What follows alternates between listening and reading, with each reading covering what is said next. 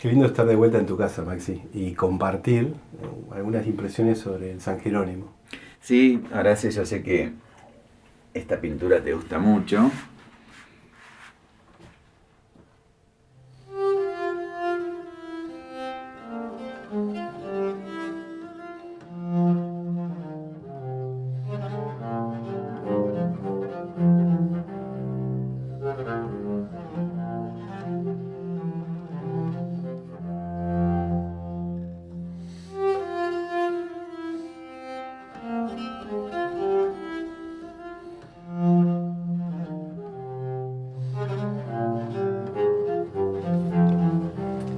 Y sí, viste, Horacio, la identificación es un desafío, ¿no? Porque al no estar firmado, nos lleva, bueno, un poco a investigar, primero el motivo, las técnicas, el estilo, y siempre en general pregunto a personas que ya tienen, bueno, mucho recorrido en el arte, digamos, en este caso religioso, probablemente uno estima siglo XVII, XVIII, así que hablé con un especialista muy conocido de la Casa Christie, ¿no? En Inglaterra.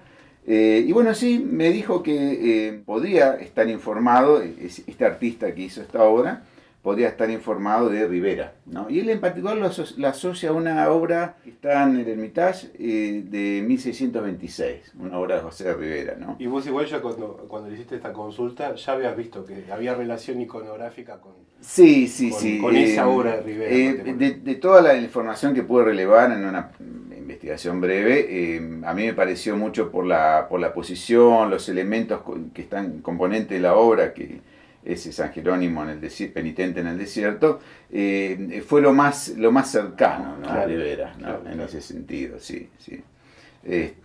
Sí. Las distintas representaciones de San Jerónimo, sea en su escritorio o penitente en el desierto, emergen en los siglos XV, XVI y XVII como parte de la iconografía renacentista, manierista y barroca. En particular, la versión del Hermitage asoma con algunos puntos de contacto con esta pintura sobre cobre. Viste que estábamos hablando, Maxi, de Jacopo da Barazze, Ah, de sí, Jacobo sí. da Voragine. Uh-huh. Que yo te decía, tengo el libro de Legoff, que ahora no lo traje, pero bueno, él se ocupa de San Jerónimo, que es uno de los santos más representados. Así que la leyenda dorada o leyenda áurea de Jacopo da Barazze es un texto muy reproducido durante todo el medioevo y en los siglos siguientes también, en Uh-huh. época de Loyola. Loyola aparentemente empieza a encontrar su vocación leyendo la leyenda dorada, Ah, mira. y entonces sirve como recopilación para escritores, para teólogos, y es una hagiografía que nutrió también la iconografía, porque estos elementos de San Jerónimo en el desierto Sí. son típicos, entre ellos el león, que creo que es una de las cosas que más me encanta en esta pintura. Todavía lo charlamos, me encanta la Sí, pintura. llama mucha atención la expresión, ¿no? ¿No? Que aparece, bueno, tiene que ver con esto, ese relato, ¿no? De cómo se le, digamos, Jerónimo se gana al león, luego de sacar una espina, bueno, es ese relato. Y después hay otros componentes que están siempre presentes en estas representaciones de Jerónimo penitente en el desierto, ¿no? Vemos el león, vemos la cruz que siempre sostiene, un cráneo humano, que tiene que ver con la meditación de la mortalidad, de la muerte. La Biblia, que tiene que ver con su traducción, ¿no? De la Vulgata, esa alusión, y estas prendas de la iglesia que remiten a su posición como cardenal, el capelo cardenalicio y la túnica, ¿no? Y él se lo representa prácticamente desnudo con solo una prenda, Un ¿no? escenario así natural, ¿no? Se ven unas rocas. Sí, en este caso, bueno, hay un barniz que está un poco oscureciendo la imagen, pero siempre aparecen algún árbol, unas rocas, ¿no? Bien. Está alejado del ambiente urbano e incluso en una parte se ve ahí una. Se ven como así como unas frondas.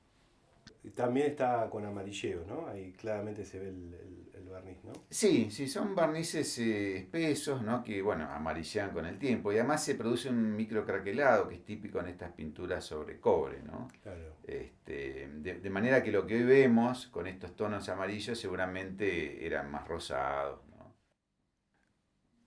El microcraquelado no afecta homogéneamente, depende de la contracción y dilatación de las distintas zonas de la superficie, de la naturaleza de los pigmentos o de la exposición a factores externos.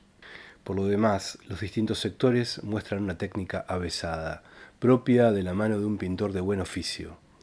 Las texturas en las zonas de luz corresponden a la grisalla o verdaccio, técnica también conocida como dead color painting. Se trata de un trabajo preliminar con grises en base a blanco de plomo, sobre el cual se ejecutaban los tonos de piel, gradaciones, matizados o colores locales, según el caso. Técnica y modelado muestran gran calidad en ciertos detalles. ¿Te acordás, Maxi, que nosotros nos estábamos comunicando cuando vos descubriste la pintura y una de las cosas que en primer lugar llamaron tu atención fue el grabado, la plancha de grabado que hay atrás? O sea, esto es una plancha de cobre reutilizada. Claro, porque una de las cosas, bueno, que surgía en primera instancia sin ver demasiado bien la pintura a través de una foto era que estaba sobre una plancha de metal, ¿no? Yo tengo en mente que se reutilizaban las placas de grabado y siempre esperaba encontrar algo así y justo es lo que ocurrió. Apareció. En este caso, lo que estamos teniendo, fíjate, es una placa con esta cara grabada. Es un grabado de heráldica muy interesante, se ven 4 escudos con sus nombres y la pintura, bueno, se efectuó en el reverso, ¿no?, de esta plancha. Sí, y vos me decías que una tentativa de identidad sobre las personas que aparecen mencionadas en este grabado te da una pauta también de fechas, porque estamos hablando de funcionarios italianos de comienzos del siglo XVII, en cuanto al grabado, pero después la pintura en sí misma se hizo después, se reutilizó la plancha y se hizo la pintura. Claro, claro. Digamos, la utilidad de investigar el diseño del grabado nos permite anticipar una fecha que no puede ser más antigua que esa, sí puede ser posterior. Igualmente, el conjunto de grabado más la pintura nos orienta a un siglo XVII, o como vos mismo también pensás, a mediados del siglo XVII quizás, ¿no?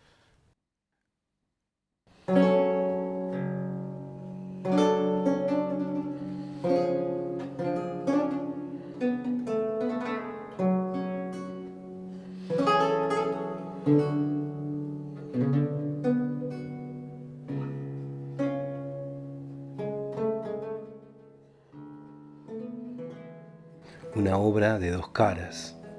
La plancha de grabado con ornamentos muy barrocos y nombres que nos podrían orientar en una contextualización respecto a la época en que se realizó el grabado, presumiblemente en la primera mitad del siglo XVII. Y luego la pintura de este anónimo seguidor de Rivera, que conjeturamos italiano y que años después reutilizó la plancha de cobre a mediados o en la segunda mitad del siglo XVII, según lineamientos iconográficos muy frecuentes. Bueno, en el caso de este grabado de San Jerónimo, que es de finales del 17, comienzos del 18, es más fácil, ¿no?, de identificar, porque está, claro. Bonaveri es el grabador. En principio sí, uno interpreta que es el autor de la obra. Del grabado en sí, claro, pero basándose en una pintura o un dibujo de Guercino. Exactamente, sí. Sí, en los grabados se puede rastrear mucho mejor la identidad, ¿no? Sí. Tanto del autor de la obra como del grabador. Sí. Así que lo fechamos ahí. María Bonaveri, su lapso de vida es 1653 a 1731. Así que podemos... podría ser el comienzo del 18 o fines del 17. O fines del 17, sí. Sí. Y después otra vez es San Jerónimo Penitente. Y justo estábamos conversando sobre la recurrencia iconográfica, ¿no? Los San Jerónimos, tanto en su escritorio, trabajando en la Vulgata, en la traducción al latín de los textos sagrados, como en este caso y en la pintura que veíamos en el desierto, Penitente. Sí, es una figura recurrente. Incluso hace tiempo me habías comentado el interés de trabajar, ¿no?, investigar un poco cómo ha ido cambiando la representación de San Jerónimo a través del tiempo, ¿no? Hacia el año 380, el Papa Dámaso I comisionó la traducción de la Biblia al latín corriente, diferente del latín clásico de Cicerón. La tarea la realizó Jerónimo de Estridón, luego conocido como San Jerónimo. Presumiblemente para esta labor contó con la ayuda de Paola Romana, canonizada Santa Paula de Roma. A partir de esta importante tarea como traductor, la iconografía representará a Jerónimo en su escritorio, atractiva excusa iconográfica para pintar interiores con un clima meditativo. Jerónimo visitó Egipto y Palestina, ahondó en sus estudios lingüísticos y realizó exégesis sobre el Nuevo Testamento. Se radicó en Belén hasta su muerte en el año 420, pasando más de 30 años en una gruta, llevando vida de asceta. La faceta ascética y penitente de Jerónimo deriva en otra iconografía muy cultivada por artistas renacentistas y barrocos, que de este modo muestran su virtuosismo en el tratamiento anatómico y en ocasiones cultivan el toque paisajístico en los fondos.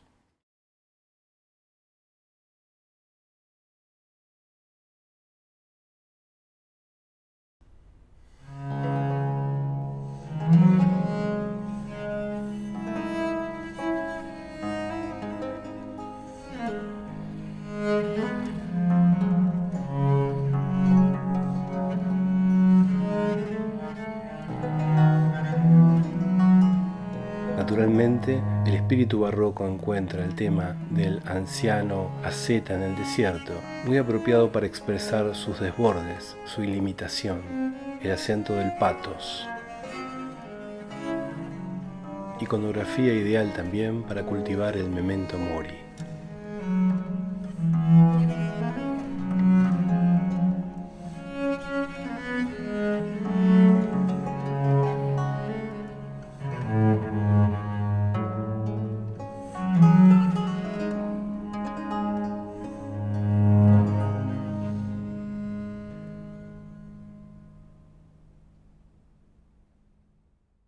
Una obra de dos caras, una historia que se continuó en otra en el transcurso del siglo XVII.